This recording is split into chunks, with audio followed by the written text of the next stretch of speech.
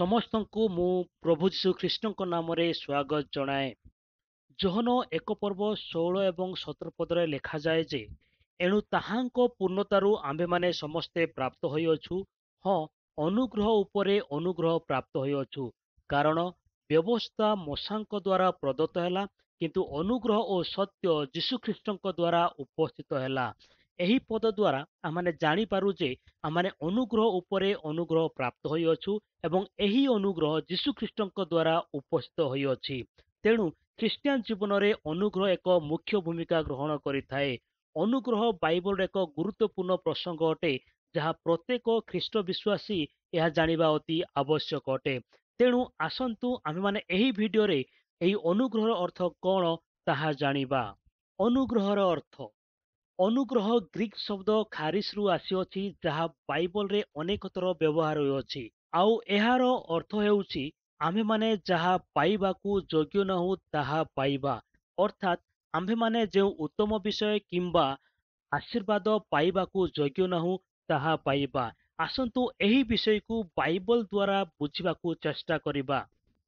ପରମେଶ୍ୱର ମନୁଷ୍ୟକୁ ସୃଷ୍ଟି କରି ଏକ ଉଦ୍ୟାନରେ ରଖିଲେ, ଆଉ ସେମାନଙ୍କୁ ଏକ ଆଜ୍ଞା ଦେଇ କହିଲେ ଯେ ତୁମେ ସମସ୍ତ ବୃକ୍ଷର ଫଳ ଖାଇପାର, କିନ୍ତୁ ମଧ୍ୟସ୍ଥାନରେ ଥିବା ବୃକ୍ଷର ଫଳ ଖାଇବ ନାହିଁ। କିନ୍ତୁ ମନୁଷ୍ୟ ଶୈତାନର ପ୍ରତାରଣାରେ ଆସି ସେହି ଫଳ ଖାଇବା ଦ୍ୱାରା ପରମେଶ୍ୱରଙ୍କର ଅବାଧ୍ୟ ହେଲା ଏବଂ ପାପ କଲା। ସେହି ଦିନଠାରୁ ମନୁଷ୍ୟ ପରମେଶ୍ୱରଙ୍କ ଠାରୁ ଦୂରକୁ ଚାଲିଗଲା। ପରମେଶ୍ୱରଙ୍କ ସହିତ ମନୁଷ୍ୟର ସମ୍ପର୍କ ଭାଙ୍ଗିଗଲା। ମନୁଷ୍ୟ ପାପରେ ପତିତ ହେଲା ଆଉ ପାପରେ ଜୀବନଯାପନ କରିବାକୁ ଲାଗିଲା। ତେଣୁ ସେ ଆଉ ପୁଣି ଥରେ ପରମେଶ୍ୱରଙ୍କ ସମ୍ପର୍କରେ ଆସିବା ପାଇଁ ଯୋଗ୍ୟ ହେଲା ନାହିଁ, ଯେହେତୁ ପରମେଶ୍ୱର ପବିତ୍ର ଅଟନ୍ତି। ବାଇବଲ କୁହେ ଯେ ଧାର୍ମିକ କେହି ନାହିଁ, ନା ଜଣେ ସୁଦ୍ଧା ନାହିଁ। ଯେହେତୁ ମନୁଷ୍ୟ ପାପରେ ପତିତ ହୋଇଅଛି, ମନୁଷ୍ୟ ପାପ କାର୍ଯ୍ୟରେ ମାତିଅଛି।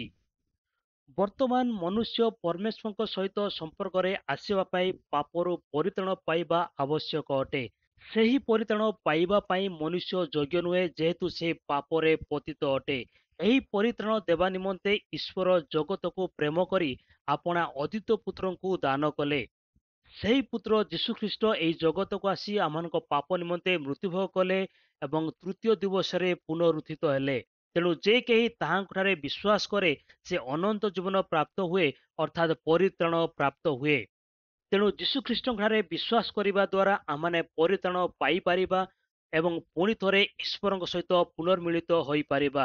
ତେଣୁ ଆମ୍ଭେମାନେ ଆମମାନଙ୍କ ପାପ ହେତୁ ପରିତ୍ରାଣ ପାଇବା ପାଇଁ କୌଣସି ପ୍ରକାର ଯୋଗ୍ୟ ନଥିଲୁ, କିନ୍ତୁ ଯୀଶୁଖ୍ରୀଷ୍ଟଙ୍କଠାରେ ବିଶ୍ୱାସ କରିବା ଦ୍ୱାରା ଆମ୍ଭେମାନେ ପାପରୁ ପରିତ୍ରାଣ ପାଇଁ ତାଙ୍କ ସହିତ ପୁନର୍ମିଳିତ ହୋଇପାରିବା। ଆଉ ଏହାକୁ ଈଶ୍ୱରଙ୍କର ଅନୁଗ୍ରହ କୁହାଯାଏ। ଯେହେତୁ ଏହି ପରିତ୍ରାଣ ପାଇବା ନିମନ୍ତେ ଆମମାନେ ଯୋଗ୍ୟ ନଥିଲୁ, କିନ୍ତୁ ବିଶ୍ୱାସ ଦ୍ୱାରା ପାଇଅଛୁ। ସେଥିପାଇଁ ପାଉଲ ଏଫେସୀୟ 2 ପର୍ବ 8 ପଦ ଏବଂ 9 ପଦରେ କୁହନ୍ତି ଯେ, ଅନୁଗ୍ରହରେ ବିଶ୍ୱାସ ଦ୍ୱାରା ତୁମାନେ ପରିତ୍ରାଣ ପାଇଅଛ। ତାହା ତୁମାନଙ୍କ ନିଜଠାରୁ ହୋଇନାହିଁ, ତାହା ଈଶ୍ୱରଙ୍କ ଦାନ, କ୍ରିୟାକର୍ମରୁ ନୁହେଁ, ଯେପରି କେହି ଦର୍ପ ନ କରେ। ଏଠାରେ ଆମମାନେ ବୁଝିଲୁ ଯେ ଆମମାନେ ପରିତ୍ରାଣ ପାଇବାକୁ ଯୋଗ୍ୟ ନଥିଲୁ, କିନ୍ତୁ ଅନୁଗ୍ରହରେ ବିଶ୍ୱାସ ଦ୍ୱାରା ପରିତ୍ରାଣ ପାଇଅଛୁ ଏବଂ ଏହା ଈଶ୍ୱରଙ୍କର ଦାନ ଅଟେ। ଆମମାନେ କୌଣସି ପ୍ରକାରେ ମଧ୍ୟ ଯୋଗ୍ୟ ନଥିଲୁ। ତେବେ ଯଦି ଆମମାନେ ଯାହା ପାଇବାକୁ ଯୋଗ୍ୟ ଅଟୁ ତାହା ପାଇବା, ତାହା କ୍ରିୟାକର୍ମ ଦ୍ୱାରା ହୁଏ ଏବଂ ତାହାକୁ ବେତନ କୁହାଯାଏ। ଆସନ୍ତୁ ଗୋଟିଏ ପଦ ଆମମାନେ ପଢ଼ିବା। ଯେ କର୍ମ କରେ ତାହା ପକ୍ଷରେ ତାହାର ବେତନ ଅନୁଗ୍ରହ ରୂପେ ଗଣିତ ହୁଏ ନାହିଁ, ମାତ୍ର ଦେୟ ବୋଲି ଗଣିତ ହୁଏ। ଏହି ପଦରୁ ଆମେ ଜାଣିପାରୁଅଛୁ ଯେ ଯେଉଁ ଲୋକ କର୍ମ କରେ, ଅର୍ଥାତ୍ ଯେଉଁ ଲୋକ ଯାହା ପାଇବାକୁ ଯୋଗ୍ୟ ତାହା ପାଏ, ତେବେ ତାହା ଅନୁଗ୍ରହ ରୂପେ ଗଣିତ ହୁଏ ନାହିଁ, କିନ୍ତୁ ଦେୟ ବୋଲି ଗଣିତ ହୁଏ, ଅର୍ଥାତ୍ ବେତନ ଭାବରେ ଗଣିତ ହୁଏ। ସେଥିପାଇଁ ପାଉଲ ରୋମିଓ 6 ପର୍ବ 23 ପଦରେ କହିଲେ, କାରଣ ପାପର ବେତନ ମୃତ୍ୟୁ, କିନ୍ତୁ ଈଶ୍ୱରଙ୍କ ଅନୁଗ୍ରହ ଦାନ ଆମମାନଙ୍କ ପ୍ରଭୁ ଯୀଶୁଖ୍ରୀଷ୍ଟଙ୍କ ସହଭାଗିତାରେ ଅନନ୍ତ ଜୀବନ ଅଟେ। ତେବେ ଏଠାରେ ଆମେ ଜାଣିପାରୁଅଛୁ ଯେ ପାପର ବେତନ ମୃତ୍ୟୁ ଅଟେ, କିନ୍ତୁ ଅନୁଗ୍ରହ ଦାନ ଅନନ୍ତ ଜୀବନ ଅଟେ। ବର୍ତ୍ତମାନ ଆମେ ଦେଖିବା ଯେ ଦୟା କହିଲେ ଆମେ କ'ଣ ବୁଝୁ। ଏହା ଗ୍ରୀକ୍ ଶବ୍ଦ ଏଲୋସରୁ ଆସିଅଛି, ଯାହାର ଅର୍ଥ ଆମେମାନେ ଯାହା ପାଇବାକୁ ଯୋଗ୍ୟ ତାହା ନ ପାଇବା, ଅର୍ଥାତ୍ ଆମମାନେ ଯେଉଁ ଦଣ୍ଡ ଏବଂ ବିଚାରର ଯୋଗ୍ୟ ଥିଲୁ ତାହା ନ ପାଇବା। ଆସନ୍ତୁ ଏହାକୁ ଆମମାନେ ବାଇବଲ ଦ୍ୱାରା ବୁଝିବା ପାଇଁ ଚେଷ୍ଟା କରିବା। ମନୁଷ୍ୟ ଜୀବନରେ ପାପ ଥିବାରୁ ସେ ପାପର ଦଣ୍ଡ ନିମନ୍ତେ ଯୋଗ୍ୟ ଅଟେ। ମନୁଷ୍ୟ ଦଣ୍ଡ ଓ ବିଚାର ନିମନ୍ତେ ଯୋଗ୍ୟ ଅଟେ। କିନ୍ତୁ ଯଦି ମନୁଷ୍ୟ ପାପ ସ୍ୱୀକାର ଓ ମନ ପରିବର୍ତ୍ତନ କରି ଈଶ୍ୱରଙ୍କୁ ପାପ କ୍ଷମା ମାଗେ, ତେବେ ସେ ପାପ କ୍ଷମା ପାଏ।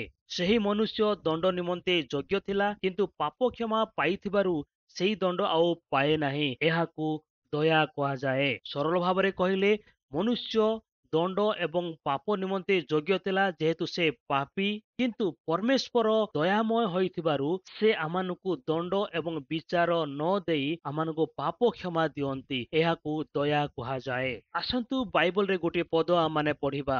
ବିଳାପ 3:22 ଲେଖାଯାଏ, ସଦାପ୍ରଭୁଙ୍କ ବିବିଧ ଦୟା ସକାଶୁ ଆମ୍ଭେମାନେ ବିନଷ୍ଟ ହୋଇନାହୁଁ, କାରଣ ତାହାଙ୍କର କରୁଣା ଶେଷ ହୁଏ ନାହିଁ। ଏଠାରେ ଲେଖକ ସ୍ପଷ୍ଟ ରୂପେ କୁହନ୍ତି ଯେ ସଦାପ୍ରଭୁଙ୍କ ଦୟା ସକାଶେ ଆମମାନେ ବିନଷ୍ଟ ହୋଇନାହୁଁ, ଅର୍ଥାତ୍ ଆମେମାନେ ବିନଷ୍ଟ ହେବା ପାଇଁ ଯୋଗ୍ୟ ଥିଲୁ, ଯେହେତୁ ଆମମାନଙ୍କ ଜୀବନରେ ପାପ ଥିଲା। କିନ୍ତୁ ବର୍ତ୍ତମାନ ଈଶ୍ୱରଙ୍କ ଦୟା ଆମମାନଙ୍କ ଉପରେ ଥିବାରୁ ଆମମାନେ କୌଣସି ପ୍ରକାରେ ବିନଷ୍ଟ ହୋଇନାହୁଁ।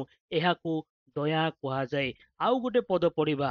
ଯାକୁବ 2:13 ଲେଖାଯାଏ ଯେ ଦୟା ବିଚାର ଉପରେ ଜୟଧ୍ୱନି କରେ। ଅର୍ଥାତ୍ ଯଦି ମନୁଷ୍ୟ ଉପରେ ଦଣ୍ଡ ଅଛି, ବିଚାର ଅଛି, ଆଉ ତା ଉପରେ ଯଦି ଦୟା ଆସିଯାଏ, ତେବେ ସେ ବିଚାର ଏବଂ ଦଣ୍ଡରୁ ଉଦ୍ଧାର ପାଏ।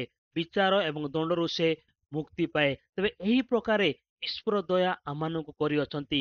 ଆମେମାନେ ବିନଷ୍ଟ ହେବା ପାଇଁ ଯୋଗ୍ୟ ଥିଲୁ, କିନ୍ତୁ ଈଶ୍ୱର ତାହାଙ୍କ ଦୟା ଅନୁସାରେ ଆମମାନଙ୍କୁ ବିନଷ୍ଟ କଲେ ନାହିଁ। ତେବେ ଆମମାନେ ଦେଖିଲୁ ଯେ ଯାହା ପାଇବାକୁ ଯୋଗ୍ୟ ନାହିଁ ତାହା ପାଇବା, ତାହାକୁ ଅନୁଗ୍ରହ କୁହାଯାଏ। ଯାହା ପାଇବାକୁ ଯୋଗ୍ୟ କିନ୍ତୁ ତାହା ପାଇବା, ତାହାକୁ ବେତନ କୁହାଯାଏ।